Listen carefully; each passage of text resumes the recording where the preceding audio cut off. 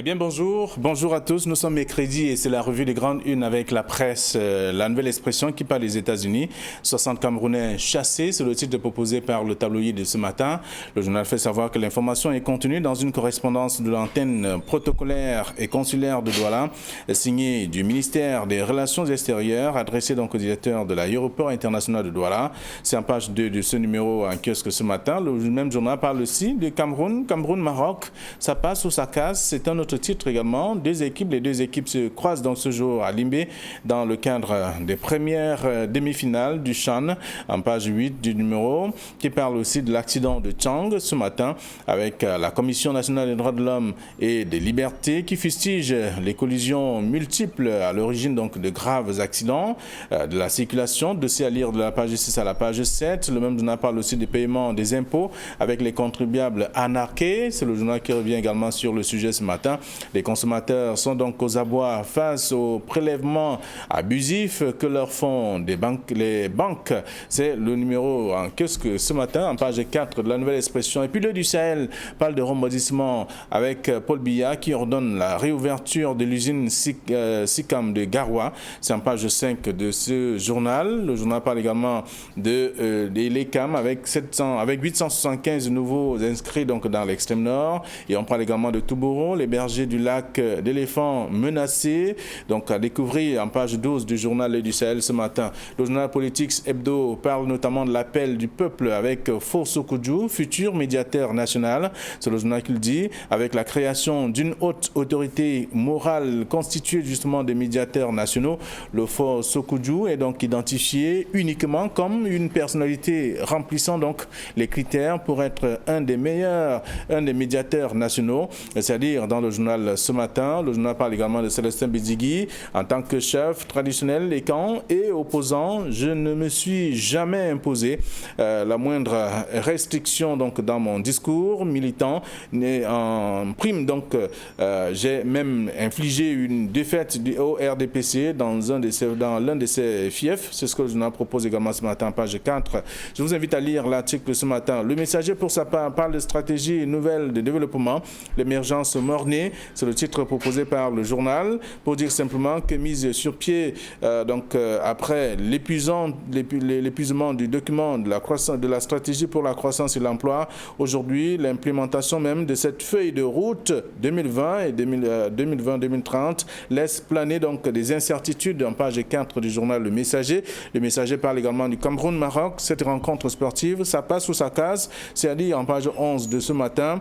Le journal est revenu aussi sur les États-Unis avec notamment vers le rapatriement de 60 Camerounais, c'est en page 5 du journal, en kiosque. Le même journal parle aussi de la Fédération camerounaise de football, Albert Mbida, pour déloger Mbombo Njoya, c'est en page 12 du journal, Le Messager de ce matin. Repère parle notamment du Sénat et de l'Assemblée nationale. Paul Biya doit-il reconduire donc Nyat et Kavayegue Dibril? On le constate d'ailleurs à travers le journal, l'article de ce matin, que les deux personnalités, en raison notamment de leur grave ennui de santé, ont concédé justement la gestion des deux chambres du Parlement à leurs proches collaborateurs. C'est depuis quelques mois que l'on observe tout cela. Alors devrait-on encore accorder ou attribuer des charges ou des responsabilités à ces derniers? Ça reste une véritable question ce matin. La suite est à découvrir en page 3 du journal.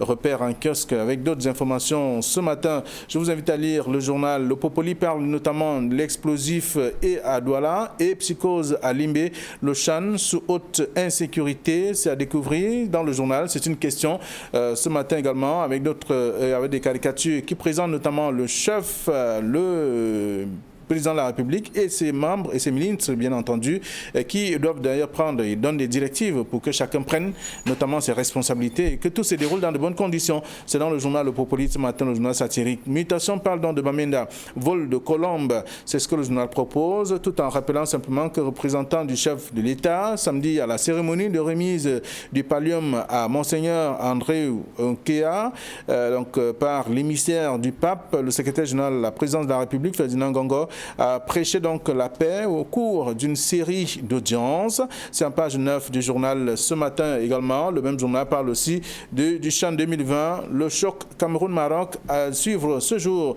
C'est le journal qui propose cette autre actualité. Le quotidien Le Jour parle de feuilleton judiciaire. Où en est donc l'affaire port autonome de Douala, DIT? C'est une question, la suite à lire dans le dossier proposé par le journal. Le même journal s'intéresse aussi à la Fédération camerounaise de football avec les membres de l'Assemblée générale de 2009 qui se réunissent donc pour évoquer leurs difficultés. C'est le journal qui propose le sujet également ce matin. CHAN 2020, le Cameroun à un pas de la finale. C'est ce que le journal nous apprend également en page 3. Vous pourrez lire le quotidien Le Jour de ce matin. Le Soir hebdomadaire s'intéresse à autre chose, parle du drame de Tchang, Sanchou, Manachi Manaouda et Ali Mayatou, aux côtés donc des rescapés. C'est ce que le journal propose ce matin. Le journal s'intéresse à cette actualité, tout comme West Echo qui a également un kiosque ce jour, qui parle notamment des suites de la catastrophe de Tchang. Toute la République mobilisée pour conjurer le sort, notamment avec le travail d'identification des dépouilles, de ce qui sera long et très difficile, selon bien sûr le tabloïd. On le constate également à travers la descente, notamment du ministre des Transports sur le terrain, qui allait également apporter du réconfort à ces familles, donc des rescapés, bien entendu des personnes décédées aussi, et des rencontres avec quelques acteurs du secteur, c'est-à-dire dans le journal West Echo, qui s'intéresse à autre actualité également. Le journal Diapason parle donc de blanchiment des capitaux, 489,6 milliards de francs CFA détournés en 3 ans, c'est à lire dans le journal ce matin, d'autres informations contenues dans le même journal Diapason. Et puis, toujours dans la presse, il y a l'économie quotidien qui parle justement du secteur minier, l'exploitation artisanale suspendue. C'est ce que le journal nous apprend pour expliquer simplement que les détenteurs des permis appelés justement à se focaliser désormais sur la recherche et non l'exploitation telle qu'on a observé sur le terrain. Autant d'informations à lire dans la presse sur le plan économique également. Le journal Cameroun Tribune parle du CHAN 2020, demi-finale de choc. C'est le journal qui le dit, avec également des images de certains joueurs qui en ont déjà marqué leur temps depuis le début de ce CHAN. C'est à lire dans le journal ce matin également. Et puis le journal Forum Libre qui en kiosque parle de l'hôpital régional annexe de Kousséry vers la fin du calvaire des malades d'insuffisance rénale et des prématurés, du matériel déjà disponible pour ces derniers qui ont d'ailleurs perdu la vie. Beaucoup ont perdu la vie, on se souvient, il y a quelques mois de cela, quelques semaines. Et aujourd'hui, la solution peut être trouvée, c'est à découvrir dans le journal. Le même journal parle également de l'accident de la falaise de Tchang, quand les statistiques démontrent d'ailleurs que l'Ouest est une région accidentogène. C'est l'article proposé par le journal ce matin également à lire, donc dans le numéro Forum Libre en kiosque ce 3e jour de la semaine. Voilà ce que la presse nous propose et nos invités qui sont déjà sur ce plateau. Idriss Sissom, bonjour, bienvenue.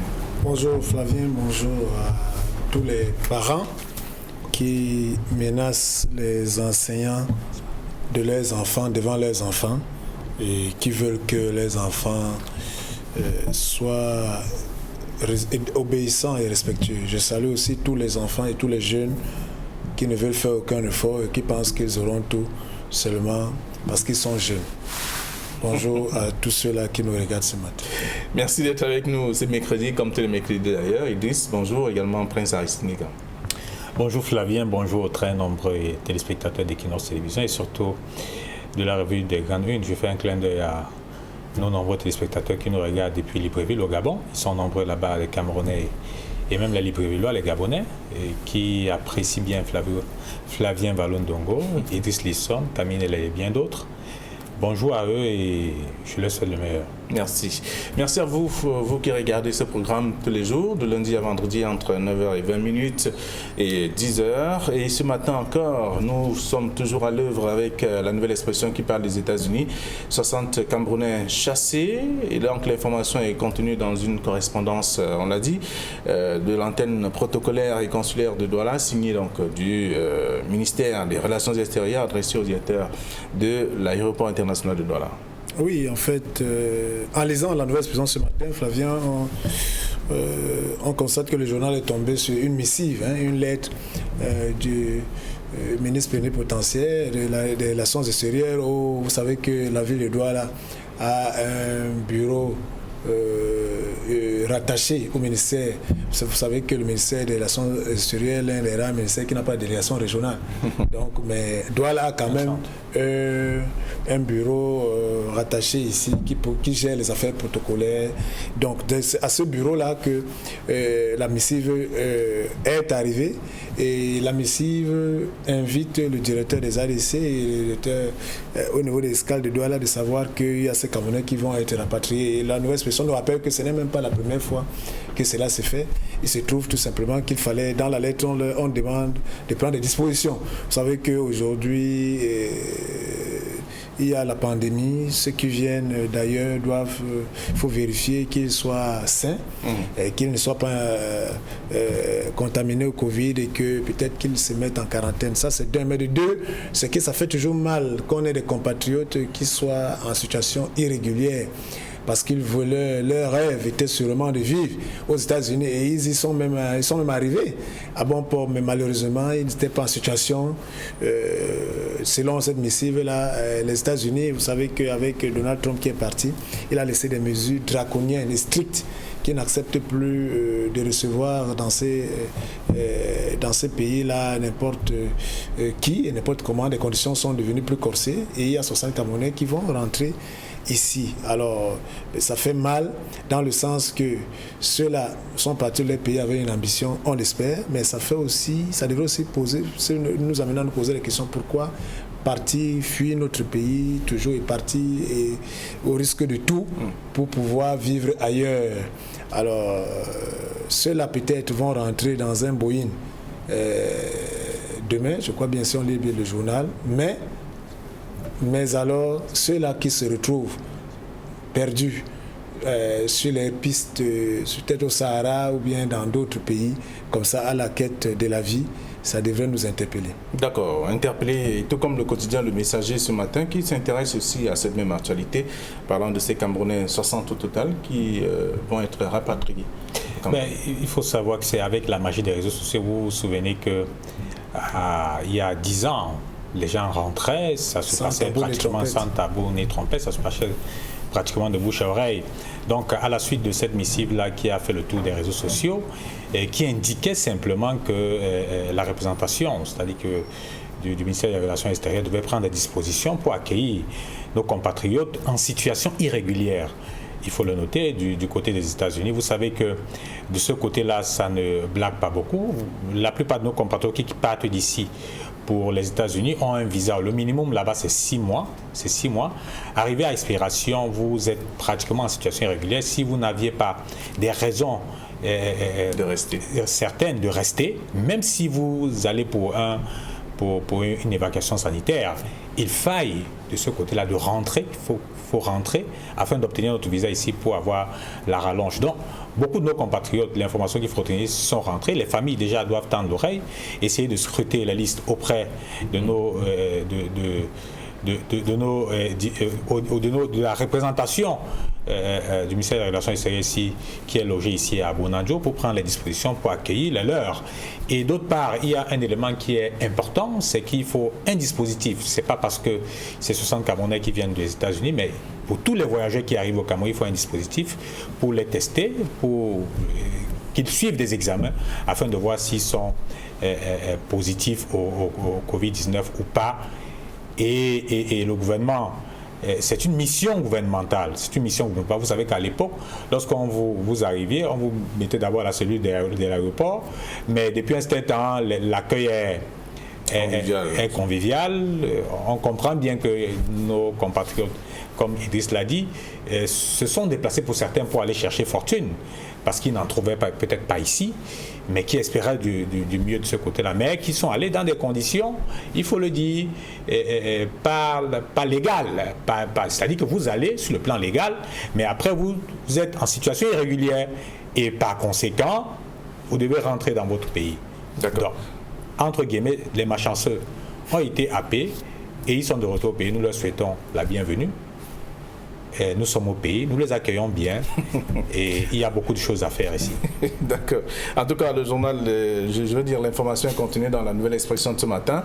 Et bien entendu, le Messager qui s'intéresse donc à cette actualité. Et le même journal parle aussi, la Nouvelle Expression précisément, pas de l'accident de Tchang, avec la Commission nationale des droits de l'homme et des libertés qui fustige aussi les collisions des multiples, ou alors des collisions multiples à l'origine, donc des graves accidents, de la circulation. Le journal Forum Libre également qui est revenu ce matin pour parler aussi de ce même cas, et ainsi que West Echo. Ces tabloïds se sont intéressés non seulement à la visite du ministre des Transports sur le terrain, mais également aussi dans le cadre du comptage et de la découverte et de l'identification même des différentes des victimes. Mais il faut noter déjà que c'est un véritable carnage que nous avons vécu du côté de la falaise de Tchang. Le nombre de morts fait froid au dos, pratiquement, je vous dirais, calciné, parce que j'ai eu la chance, peut-être, j'ai eu l'opportunité de me déplacer pour être sur le terrain. Pratiquement calciné, les corps ne sont totalement méconnaissables lorsque vous vous rendez du côté de la mort, méconnaissables. Je ne sais pas si des familles arriveront à identifier les leurs. C'est effroyable, mais il faut noter aussi qu'il y a eu un certain nombre de rescapés, et le plus émouvant, c'est que vous avez des enfants, des nourrissons, pratiquement, qui sont sortis. Et lorsqu'à côté, des hommes bien portants ont péri, vous avez des nourrissons. Vous voyez, il y a une sorte de la magie de Dieu. Et vous avez des nourrissons d'1 an et pratiquement d'autres de quelques mois qui sont bien pris en charge et gratuitement, il faut le noter, au niveau de l'hôpital des districts de Tchang et l'hôpital régional de Bafoussam. Donc le ministre des Transports s'y est rendu, a fait non seulement des constats et ouvrir une séance de travail avec les promoteurs des agences de voyage, avec la société civile et les syndicats de transport. Mais ce qu'il faut noter, Flavien, c'est que plus de 2 tiers des accidents qui ont légion au Cameroun depuis pratiquement plus de 10 ans se passent dans la région de l'Ouest, ou alors en direction autour de la région de l'Ouest. Ça, ce sont les statistiques. Et ces 2 tiers des accidents se déroulent entre 12h30 et 3h du matin. C'est-à-dire que c'est une étude que le ministère des Transports a faite de ce côté-là, donc qui ouvre forcément la problématique des voyages de nuit. C'est-à-dire que ça sont les statistiques. Donc, loin de la stigmatisation que les uns et les autres ont voulu lancer dans les réseaux sociaux, ce sont des faits. Et pendant les échanges avec le ministre des Transports et les différents parties prenantes, le ministre des Transports a voulu écouter les promoteurs, les syndicalistes et la société civile. Les uns fustigeaient les promoteurs des agents de voyage. Est-ce que vous vous rendez compte, Flavien, qu'il y a des agents de voyage qui payent les chauffeurs au pourcentage, c'est-à-dire au nombre de voyages qu'ils font? Ça voudrait dire qu'un chauffeur est content de faire 2 ou 3 tours en une journée et mettant la vie des gens pratiquement en danger. On nous a appris de ce côté-là que dans le code de la route, pour ceux qui ne savent pas, après 100 km, Flavien Balonogo, vous devez vous arrêter, faire une pause, avant de continuer. Combien de chauffeurs, vous qui êtes sur la route, nous qui sommes sur la route tous les jours, Idriss, est-ce que vous avez observé un chauffeur après 100 km s'arrêter pour vous dire qu'il va se reposer? Donc, ce sont autant d'éléments que nous avons souvent l'habitude de négliger, mais qui sont importants. Et je pense que la deuxième étape, après la séance de Tchang, que le ministre des Transports a faite avec les parlementaires, cette fois-là, de l'Ouest, de tous les parlementaires de l'Ouest, pour tomber d'accord sur les mesures à prendre. Il faut déjà féliciter et encourager, j'espère que ce n'est pas suffisant, il faut le dire, ce n'est pas suffisant, parce que le ministère des Transports a pris celui d'installer dans la région, c'est-à-dire que dans la région, comment vous appelez ça, 2 radars semi-portatifs qui vont travailler cette fois-là de jour comme de nuit.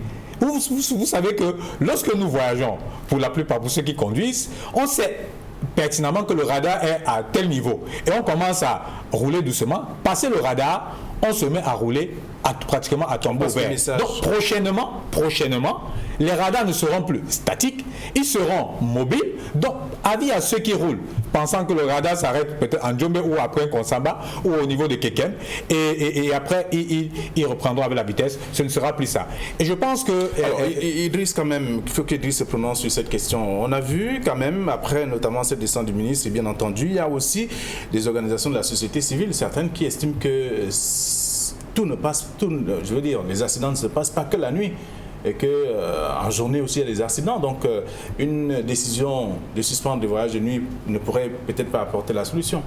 Oui, Flavien, vous savez, le malheur dans notre pays est que nous avons un gouvernement qui est essentiellement réactionnaire. Lorsque le prince Alassane Gueye nous donne des éléments, des statistiques qui sortent du ministère des Transports, qui a répondu à une étude et qui a des données, fallait-il attendre qu'il y ait près de 60 morts comme ça sur le carreau pour qu'on vienne nous sortir ces statistiques? Les stats existent, hein? Pourquoi, avec ces statistiques, on élabore justement pas une véritable stratégie de lutte? Vous savez que chez nous, quand vous entendez stratégie nationale de développement, stratégie de lutte contre la corruption, stratégie de XY, stratégie, regardez toujours à la fin de la stratégie, il y a toujours le budget de l'argent. On trouve le moyen de pouvoir toujours faire des lignes budgétaires pour que ceux qui seront à la mise en œuvre de cette stratégie auront des grosses voitures, de beaux bureaux, des moyens d'accompagnement. Même si le salaire est petit, ils s'arrogent à avoir des facilités et tout le reste. Entre-temps, l'élaboration du plan d'action, de mise en œuvre de ces stratégies qui sont tellement beaux, bien pensées, bien conçues, ne portent pas des résultats, Flavien. Parce que c'est ça. Mais il faut quand même noter que ce n'est pas la première fois que les ministres se rendent sur le terrain après un accident ou encore pour la prévention des cas. Il y a eu des descentes préventives. Idriss, on a une Mayos. Flavien, le problème n'est pas... On peut descendre, le ministre peut descendre tous les jours. Mais le problème est dans le résultat, Flavien. C'est-à-dire que nous sommes là dans la communication pour le changement de comportement. Et la communication pour le changement de comportement, on l'évalue comment?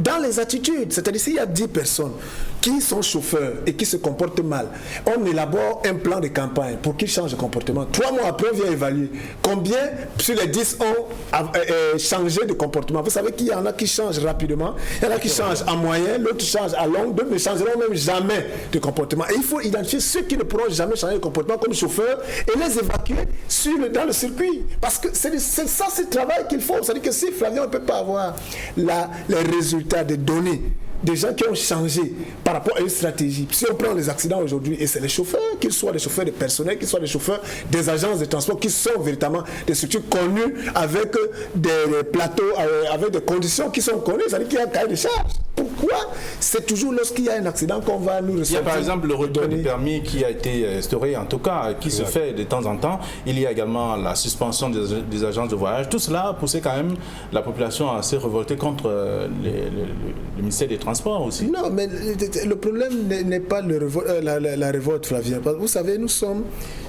le ministère des Transports peut bien faire son travail, mais ils sont combien ces fonctionnaires à être sérieux dans ce qu'ils font? D'autres ont pris des mesures pour créer des postes de péage pour se faire de l'argent. C'est-à-dire qu'on contrôle les voitures, on vous dit des ministères des Transports, brigade prévention routière, la voiture est surchargée, on ne fait rien. Dès que le chauffeur donne quelque chose, et on passe, c'est-à-dire que c'est connu. Nous-mêmes, les passagers dans ces voitures, nous encourageons cela. Et on trouve même que c'est lorsque quelqu'un veut même bien faire son travail qu'il nous perd du temps. C'est-à-dire que nous sommes dans un environnement où nous tous, nous avons accepté une tolérance qui nous amène vers la mort. Et dès qu'il y a la mort, nous, ceux-là qui ont même facilité, qui contribuent, qui aident en cela, sont les premiers à crier encore que le ministère ne fait rien, c'est monté, c'est descendu. Mais est-ce combien de gens, Flavien, avec vous en tant que journaliste, constatez que dans un agent de transport, un bus de 50 places, de 70 places, les passagers ont dit, nous ne partons pas, le chauffeur dort. Il a fait tout là, ça s'arrête là, il faut qu'on change de chauffeur. Avez-vous déjà entendu une chronique de ces gens?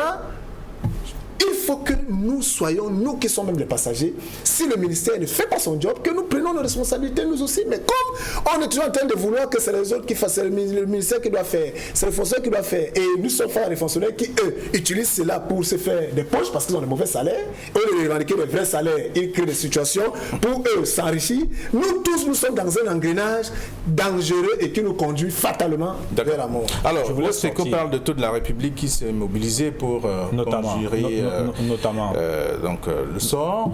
Notamment, on a vu c'est rentré un tout petit peu dans l'humour, excusez-moi le terme, la ministre de la Minju se rendre là-bas avec les autorités traditionnelles pour essayer de conjurer le sort de ceux qui arrivent à la région de l'Ouest, parce qu'il faut noter qu'après Nomayos, il y a eu Tchank, c'est pratiquement l'hécatombe. on ne supporte pas. Et du coup, les autorités traditionnelles de ce côté-là se demandent qu'est-ce qui ne va pas.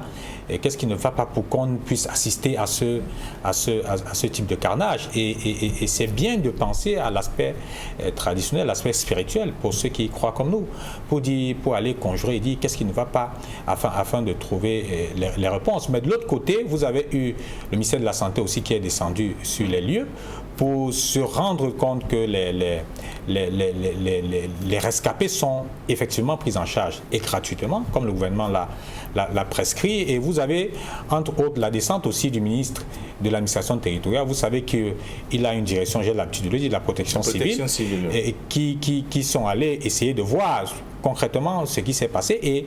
Et là, les informations qui nous reviennent, et lorsque vous êtes même sur le terrain, on a un problème de route au Cameroun. On a un problème de route. C'est-à-dire que je ne voudrais pas dire que je ne voudrais pas trouver des excuses aux chauffards, entre guillemets, mais pour dire qu'on a un problème de route. Lorsque vous roulez sur la falaise, vous êtes toujours à un petit, c'est-à-dire qu'il suffit d'un brin de truc que vous descendez au fond de la falaise.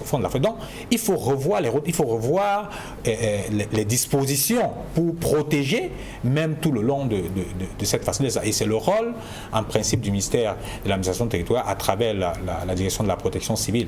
Je pense que le fait pour le ministère des Transports, qui est l'élément essentiel dans cette affaire, et Idriss le dit. Moi je dis, on ne joue pas avec la mort.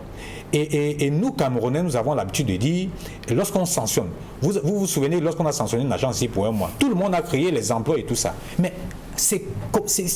qu'est-ce que c'est à côté des vies humaines? Qu'est-ce que c'est à côté des vies humaines? Moi, je dis, et je l'aurais dit, après l'accident de Noumaï, je l'ai dit ici, s'il faille sanctionner, même interdire définitivement une agence de voyage, il faut le faire pour envoyer un signal aux autres. Non, on ne doit pas jouer avec les vies humaines. Moi, j'ai vu des syndicalistes accuser les promoteurs. Moi, j'ai vu des syndicalistes accuser des promoteurs qui payent mal les chauffeurs, qui payent les chauffeurs à 50 000 francs, des chauffeurs qui ne sont pas fidèles à la CNPS, qui sont obligés de se jeter à l'eau pour essayer de racoler, avoir et contribuer et arrondir les fins de mois.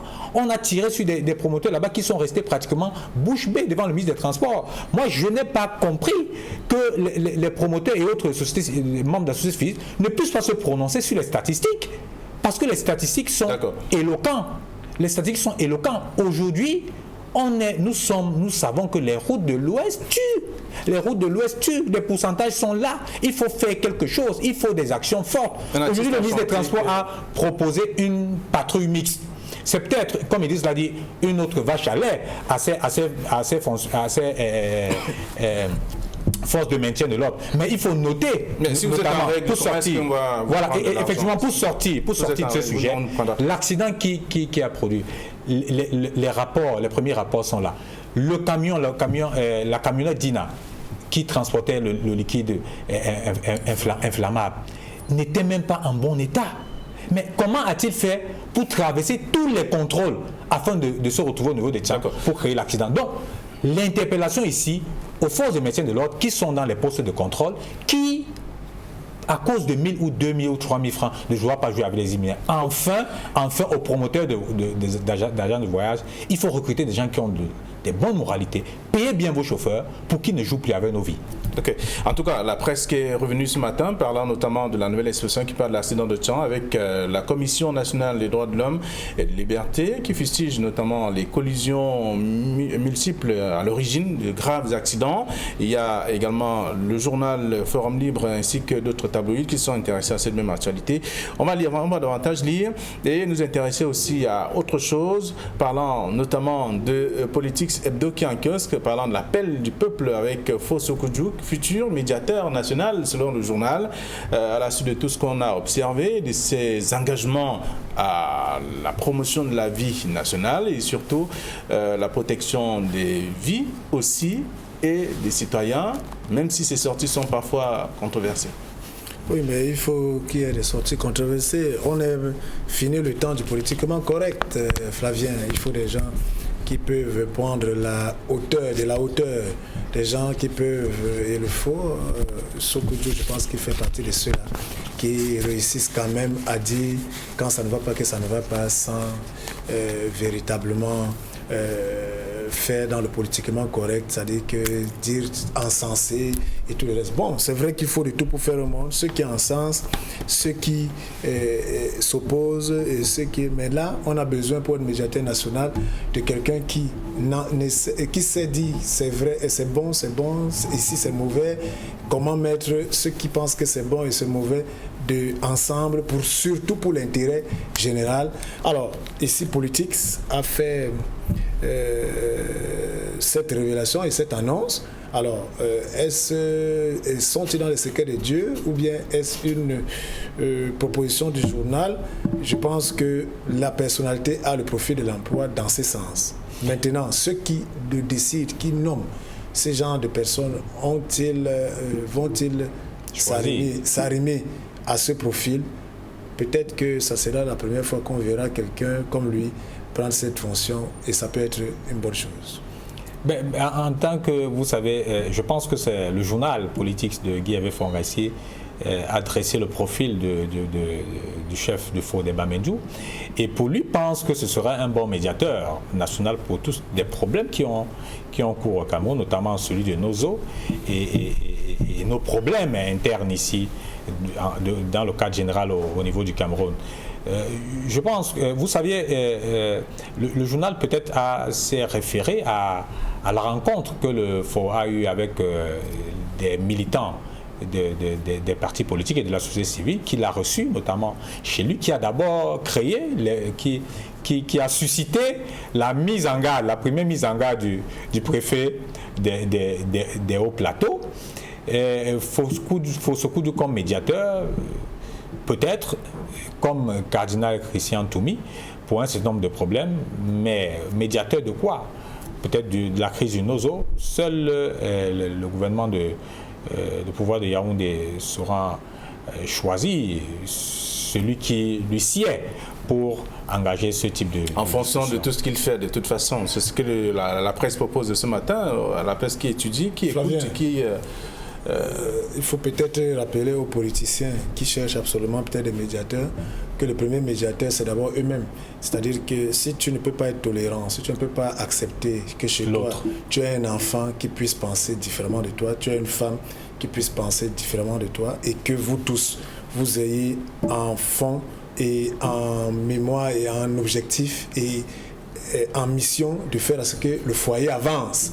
Parce que c'est pas parce que peut-être vous êtes marié, votre partenaire n'a pas la même vision du monde que vous allez vous divorcer. Quand vous arrivez à ça, ça veut dire qu'il y a un problème.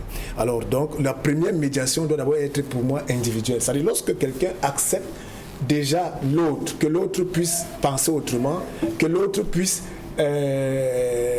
choisir notre chemin pour arriver à une destination, ça devient déjà la meilleure des médiations, d'abord envers soi-même. Donc, lorsque nos partis politiques auront réussi cette médiation individuelle, elles pourront peut-être maintenant aller vers quelqu'un qui puisse être le médiateur pour résoudre d'autres problèmes. Parce qu'au Cameroun, nous sommes tellement intolérants et que chacun pense qu'il a la vérité, et pourtant la vérité se trouve dans le bien-être des Camerounais, mais eux se retrouvent encore dans un mal-être incroyable. Alors le journal a parlé de l'appel du peuple ce matin. Fossokoudou, futur médiateur national.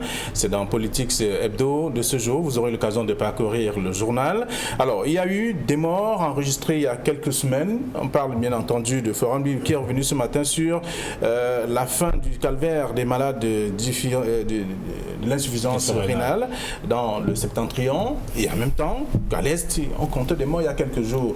Le matériel qui a été envoyé de ce côté n'était pas compatible avec les appareils. C'est ce que une certaine presse évoquait. Oui, mais c'est un problème, c'est un besoin créard. Vous savez, on ne passe plus pratiquement 3 mois sans entendre les malades d'insuffisance rénale crier à U et à Dia pour dire nous sommes abandonnés. Si ce ne sont pas les kits qui sont indisponibles ou alors qui sont finis, ce sont des machines qui sont en panne. Et de l'autre côté de l'Est, il y a eu tout un tapage là-dessus parce que les machines n'étaient pas disponibles ou les kits n'étaient pas disponibles. Et à Marois, les kits qui ont été envoyés de ce côté-là n'étaient pas compatibles. Et à Marois, c'était pratiquement le même cas de figure. Et vous savez qu'il n'y a qu'à Marois, c'est-à-dire que à l'époque, nous n'avions pas. C'est-à-dire que ceux qui partaient du Grand Nord, tous les malades du Grand Nord venaient du côté de Yaoundé et l'État a créé un centre au niveau de Maroua qui n'arrive pas toujours à répondre à tous les besoins des malades. Donc, du côté de l'hôpital régional annexe de Kousséri, le docteur Yaya Souleymane est conscient de cet état des choses parce qu'au niveau du département de Lokon-Chari, les malades d'insuffisance rénale sont nombreux et on est obligé même de les référer soit à Maroua qui ne fonctionne pas souvent, soit à Djamena qui est lui-même étouffé. Donc, à l'hôpital régional de Maroua, alors on a constaté qu'il y a eu quand même des améliorations. On est en train de les malades vont désormais. Exactement, on est en train de construire le centre d'hémodialyse là-bas et un service néonatal de ce côté-là pour prendre en charge désormais d'ici la fin mars les malades d'insuffisance rénale et les enfants prématurés. Et je voudrais sortir totalement pour dire que cet hôpital a besoin d'un cardiologue, d'un pédiatre, d'un spécialiste, parce que de ce côté-là, on est obligé de référer les malades. Bonne journée à vous. Nous aurons l'occasion de lire tout cela. Si vous faites un tour en kiosque, chacun devra se procurer le tabloïd ou alors ce qu'il mérite ou ce qu'il souhaite lire. À demain, 9h20. Bonne journée.